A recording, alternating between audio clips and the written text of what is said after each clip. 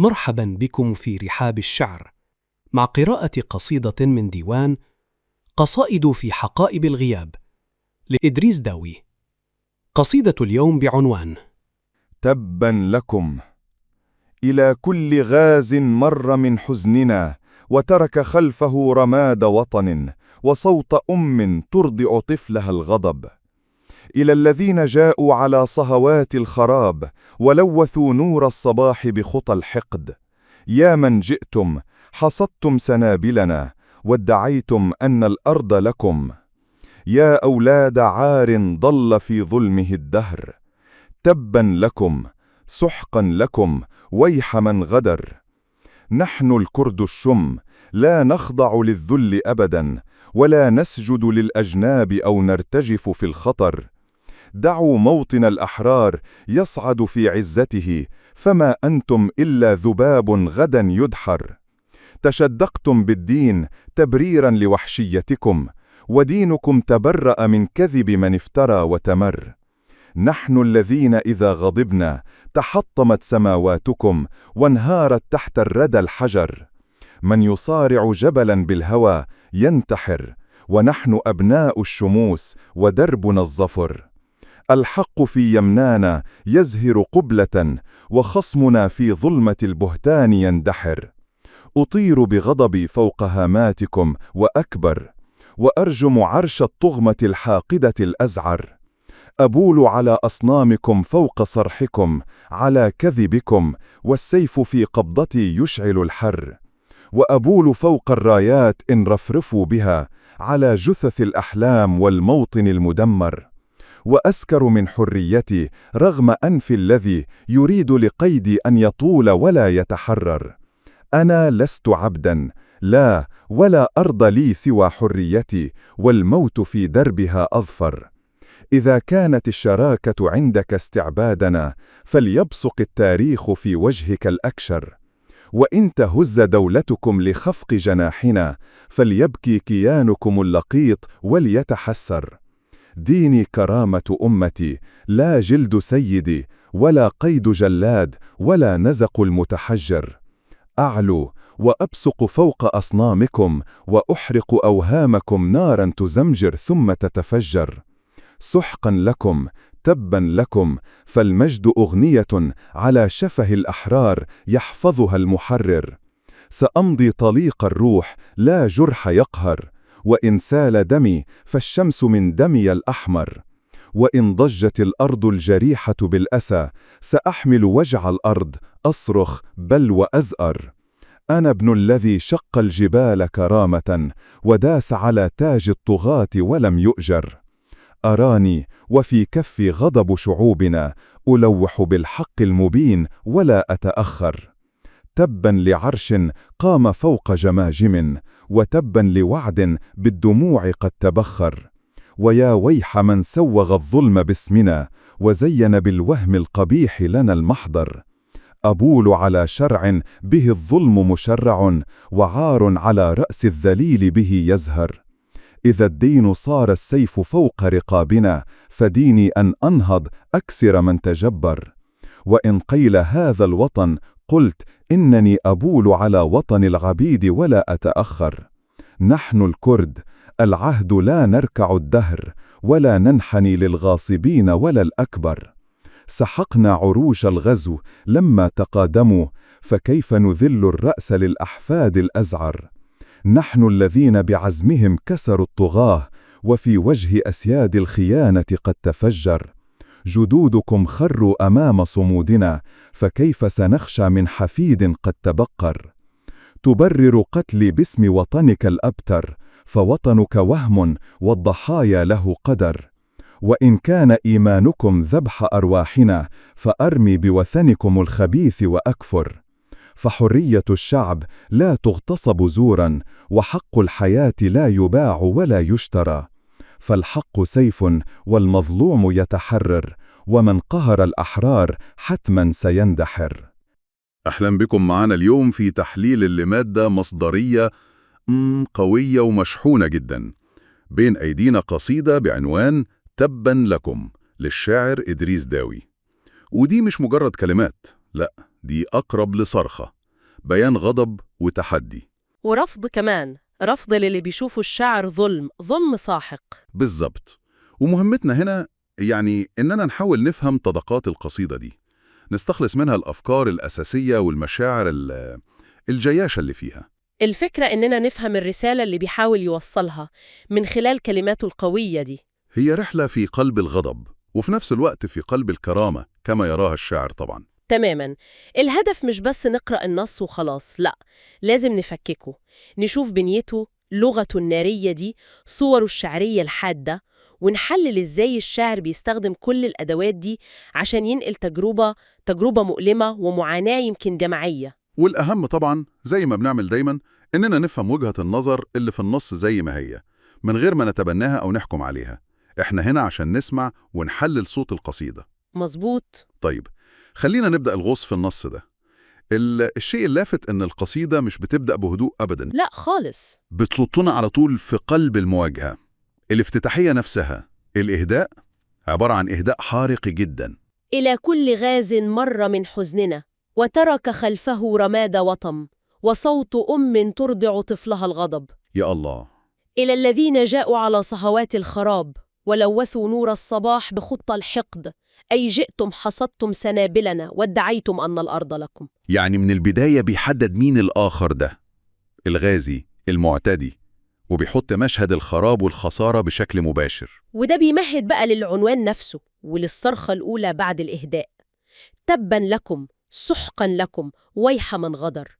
وبعدين يضيف: يا لأولاد العار الذي ضل في ظلمة الدهر. مفيش أي تدرج، بيبدأ من القمة على طول، من أقصى درجات الرفض والازدراء كمان. ليه البداية دي العنيفة والمباشرة دي برأيك؟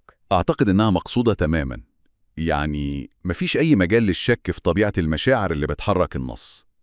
دي مش مجرد مقدمة، دي هي جوهر الموقف كله. والغضب ده اللي بينفجر من أول كلمة مش رد فعل عابر، لا طبعا. هو بيتقدم على إنه نتيجة طبيعية لتجربة مريرة، تجربة غدر وظلم، زي ما وصفها في الإهداء: غاز النر من حزننا حصدتم سنابلنا. كأنه بيقول إن مواجهة النوع ده من التجارب ينفعش إلا بالنوع ده من اللغة. والمثير كمان إنه بيربط الغضب ده فوراً بتأكيد الهوية والكرامة. وده بيظهر إزاي الربط بين الغضب والهوية ده؟ بيظهر بوضوح شديد في السطور اللي بتيجي بعد الصرخة دي على طول، لما بيقول: نحن الكرد الشم لا نخضع للذل أبداً ولا نسجد للأجناب أو نرتجف في الخطر. كلمة الشم هنا ليها وزن كبير، مش بس كبرياء، لا، دي علو وارتفاع وصلابة زي الجبال الشامخة. صحيح، هو بيحط هويته الكردية في مواجهة مباشرة مع الظلم ده، وبيخلي عدم الخضوع مبدأ وجودي أساسي. فالغضب هنا مش ضعف، بالعكس ده تعبير عن قوة وعزة متجذرة ترفض الإذلال. فعلا. والقصيدة بتكمل في استخدام صور بصرية ولغوية حادة جدا عشان تركز المعنى ده. مثلا لما بيقول: دعوا موطن الأحرار يصعد في عزته، صورة الصعود والعزة دي قوية قوي جدا. وفي المقابل بيصور الخصم إزاي: فما أنتم إلا ذباب غدا يدحر. التناقض هنا صارخ. بالظبط. إيه الأثر اللي بيعمله التباين الحاد ده في الصور؟ الاستخدام ده للصور المتقابلة أسلوب بلاغي فعال جدا. من ناحية بيعلي من شأن الذات الجماعية، الأحرار موطن يصعد في عزته، بديها صفات السمو والقوة. ومن ناحية تانية بيحقر الخصم وبيجرده من أي أهمية أو قوة حقيقية، بيقول عليه ذباب، وبيأكد كمان على هشاشته ومصيره المحتوم غدا يدحر. كأنه بيستخدم اللغة كسلاح عشان يغير موازين القوى الرمزية. تماماً. وصورة الذباب هنا مش مجرد إهانة، دي نفي لأي وزن أو قيمة للخصم مهما كان شكله قوي في الواقع. وبمناسبة الكلام عن الخصم، القصيدة بتتطرق لنقطة حساسة جداً: استخدام الدين كغطاء للقمع. النقطة دي مهمة. ودينكم أي دين تشدقتم به تبرأ من كذب من افترى وتمرر تبريراً لوحشيتكم. دي اتهامات خطيرة. إزاي نفهم الموقف ده في سياق القصيدة؟ هنا الشاعر بيعمل فصل حاسم، هو مش بيهاجم الدين في حد ذاته بضرورة، لا، هو بيهاجم اللي بيعتبره استخدام زائف مسيس للدين عشان يبرر أفعال بيوصفها هو بالوحشية. لما يقول تبرأ من كذب من افترى. كأنه بيقول إن الدين الحقيقي في نظره هو بريء من الأفعال دي والتبريرات دي. هو شايف إن الخصم يتشدق بالدين، يعني بيستخدمه كقناع يخفي حقيقة أفعاله. تبريراً لوحشياتكم. بالظبط. فالرفض هنا مش موجه للإيمان نفسه، قد ما هو موجه للتوظيف السياسي أو الأيديولوجي للإيمان عشان يمرر الظلم. دي محاولة لنزع الشرعية الأخلاقية عن الخصم. والتحدي ده بيزيد قوة ووحدة بعد كده. بنقرأ سطور يعني تكاد تكون كونية في قوتها. نحن الذين إذا غضبنا تحطمت سماواتكم وانهارت تحت الردى والحجر. صورة مهولة. قوة تدميرية هائلة للغضب بتتجاوز المألوف. وبعدها على طول يقول ونحن أبناء الشموس ودربنا الظفر. عبارة أبناء الشموس دي لافتة قوي جدا. ممكن ترمز لإيه؟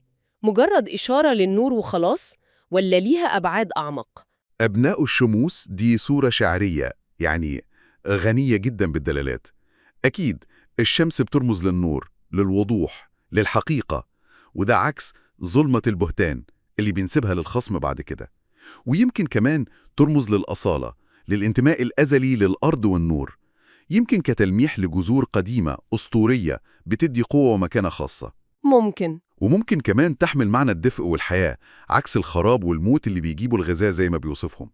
والشمس طبعا مصدر قوة هائلة، فالعبارة بتؤكد على القوة الذاتية الكامنة في الهوية دي. ولما يربط النسب ده أبناء بالنصر الحتمي ضربنا الظفر، ده بيخلق إحساس بقوة قدرية، قوة لا تقهر.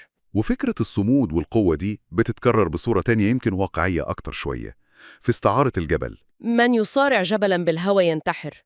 الاستعارة دي لو قارناها بصور التحطيم السماوات تبدو أكثر ارتباطاً بالأرض. صحيح، الاستعارة دي بتنقلنا من الكوني للأرضي زي ما بتقول، بس بتحتفظ بنفس القوة. الجبل ده رمز كلاسيكي للثبات، للرسوخ، للصمود الأبدي قدام العواصف والتغيرات. فلما الشاعر يشبه جماعته بالجبل هو بيأكد على تجذرهم وصلابتهم اللي مش بتتزعزع. وفي المقابل بيصور الخصم كأنه بيحاول مصارعة الجبل بالهوى. بالهوى، يعني بمشاعر عمياء، باندفاع غير محسوب. بالظبط. والنتيجة الحتمية للمصارعة العبثية دي هي الانتحار، يعني الفشل الذريع والدمار الذاتي. الاستعارة هنا بتأكد على حتمية فشل الخصم قدام الصمود ده، وبتوصف محاولته بإنها نوع من الجنون. وبيكمل الصورة لما يقول إن الخصم عايش فيه ظلمة البهتان، يعني في عالم من الزيف والوهم، بينما الحق يظهر في يميننا قبلة، وده تأكيد على امتلاك الحقيقة والشرعية من وجهة نظره. وبعدين القصيدة بتاخد منحنى أكثر حدة وعنف في التعبير. بنوصل للغة جسدية صادمة جدا، ممكن تتجاوز حدود اللياقة في الشعر. أطير بغضبي فوق هاماتكم وأكبر. وبعدين الموضوع بيتصاعد أكتر. أبول على أصنامكم فوق صرحكم. التعبير ده بيتكرر، وبيكرر الفعل ده كذا مرة. أبول على جثث الحلم والموطن والنهر، وأبول فوق رايات بها رفرف إن دمر. اللغة دي عنيفة جدا وصادمة. إيه اللي ممكن يدفع شاعر لاستخدام تعبير زي ده؟ وعايز يحقق بيه إيه؟ ده فعلا تصعيد لغوي عنيف ومقصود. استخدام فعل زي أبول بالشكل ده هو كسر لكل التابوهات اللغوية والاجتماعية تقريبا. ده تعبير عن أقصى درجات الاحتقار والازدراء والرفض التام. الشاعر هنا مش بيكتفي بالرفض المعنوي أو السياسي، لا، ده بيقوم بفعل رمزي عنيف لتدنيس وتدمير كل اللي بيمثله الخصم من رموز وقيم.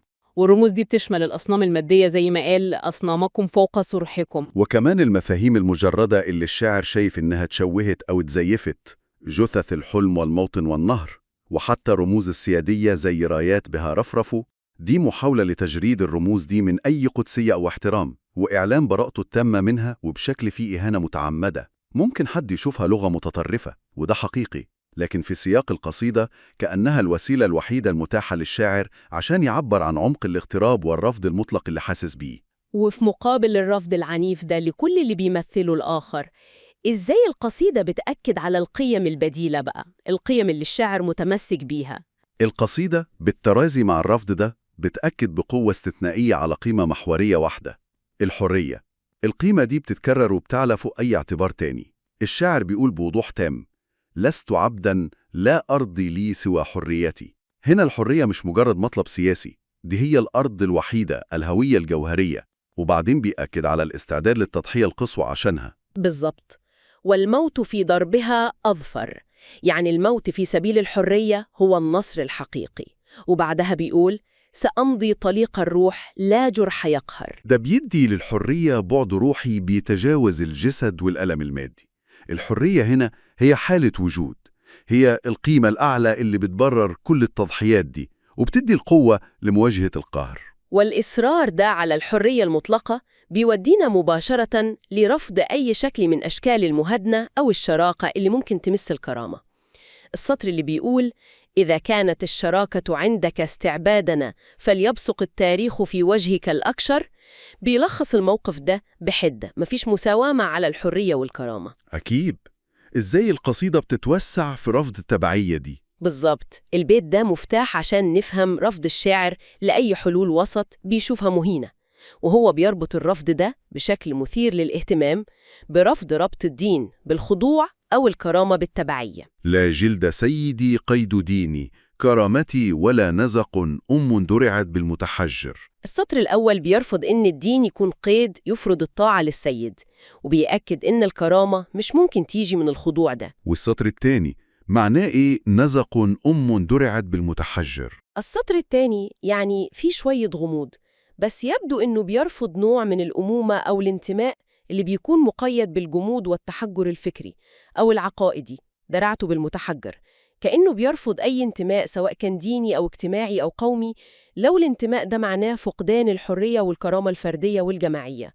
المبدأ الأساسي هو الاستقلالية والكرامة اللي مش بتقبل أي مساومة. والقصيدة مش بس بتركز على الصمود الداخلي، لأ، دي بترسم كمان صورة للخصم فيها ضعف وحشاشة، عكس ما ممكن يبان عليه من بره. بتوصف كيانكم اللغيت بأنه يبكي ويتحسر، وفي نفس الوقت بتأكد أن خفق جناحنا يهز دولتكم. إزاي القصيدة بتبني الإحساس ده بالقوة الذاتية في مقابل ضعف الآخر؟ المقابلة دي بين الضعف الظاهري للذات وقوتها الكامنة، وبين القوة الظاهرية للخصم وضعفه الجوهري، دي استراتيجية تانية عشان تقلب موازين القوة الرمزية. وصف كيان الخصم بأنه لقيط ده نزع للشرعية والأصالة عنه. وصفه بأنه يبكي ويتحسر ده تجريد ليه من الهيبة والقوة.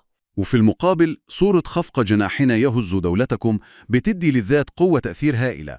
بالضبط. قوة ممكن تكون أكبر من حجمها المادي، والثقة دي بالقوة الذاتية مش مجرد أمنيات. لا، الشاعر بيربطها زي ما قلنا بالهوية، الكرد الشم، وبالتجربة التاريخية كمان. بيشير للماضي عشان يأكد على القوة الكامنة دي. نحن الذين بعزمهم كسروا الطغاة. استحضار التاريخ ده بيشتغل كمصدر للثقة والإلهام في الحاضر، وكدليل على إنه الطغيان مش قدر محتوم. وفكرة الاستمرارية التاريخية دي بتوضح أكتر لما بيتحدى الشاعر الحاضر بناء على الماضي ده، بيتساءل بنبرة فيها سخرية وازدراء. فكيف سنخشى من حفيد قد تبقر وجدودكم خروا أمام صمودنا؟ الربط ده بين الأجيال لافت قوي. كأنه بيقول إنه المعركة محسومة تاريخياً يعني. أيوة، ده بالظبط اللي بيحيط التساؤل البلاغي ده. هو بيقارن بين ضعف الحفيد الحالي قد تبقر، ممكن يعني ظهر فجأة أو خرج عن طوره، وبين هزيمة الجدود التاريخية قدام صمود الأكراد. المنطق التاريخي ده هدفه إنه يقزم التهديد الحالي ويخليه مجرد حلقة تانية في سلسلة طويلة من المحاولات الفاشلة لقهر الصمود ده. وده بيعزز الشعور بأن القوة الحقيقية مش في السلاح أو السلطة المؤقتة. تماماً. القوة في الإرادة والصمود المستمر عبر الزمن. وده بيدي المقاومة بعد تاريخي عميق، وبيزود ثقة الذات في قدرتها على تجاوز المحنة الحالية زي ما تجاوزت اللي قبلها.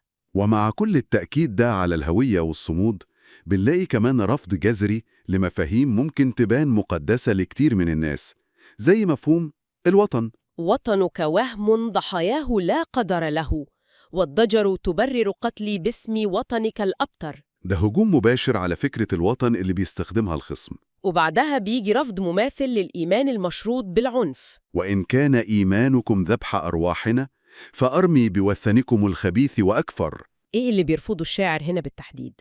الشاعر هنا بيرفض بشكل مطلق استخدام مفاهيم سامية زي الوطن أو الإيمان كأدوات لتبرير الظلم والقتل.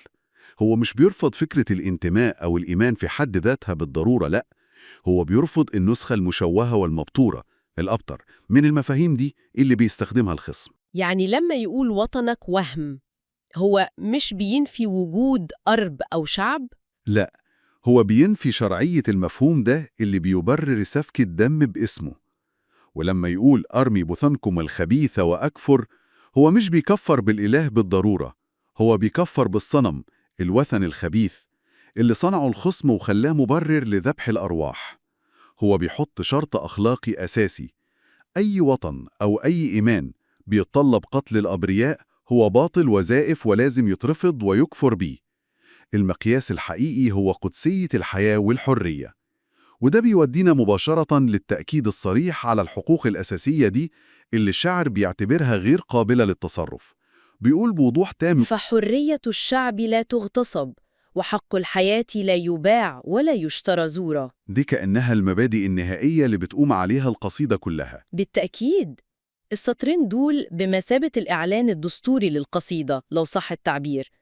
قدام كل الظلم والقتل والتبريرات الزيفة، الشاعر بيحط مبدئين أساسيين مش بيقبلوا نقاش أو مساومة: حرية الشعب وحق الحياة.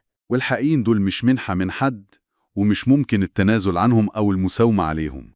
لا تباع ولا تشترى زوراً، هم أساس الوجود الإنساني والكرامة الجماعية. وكل اللي بيتعارض معاهم هو ظلم لازم يتقاوم. صحيح، والتأكيد ده على المبادئ الجوهرية بيدي للقصيدة أساس أخلاقي صلب للغضب والرفض اللي فيها. طيب، رغم كل المرارة والغضب ده، هل القصيدة بتسيب أي مجال للأمل؟ هل في رؤية للمستقبل؟ أيوة، وبشكل واضح كمان.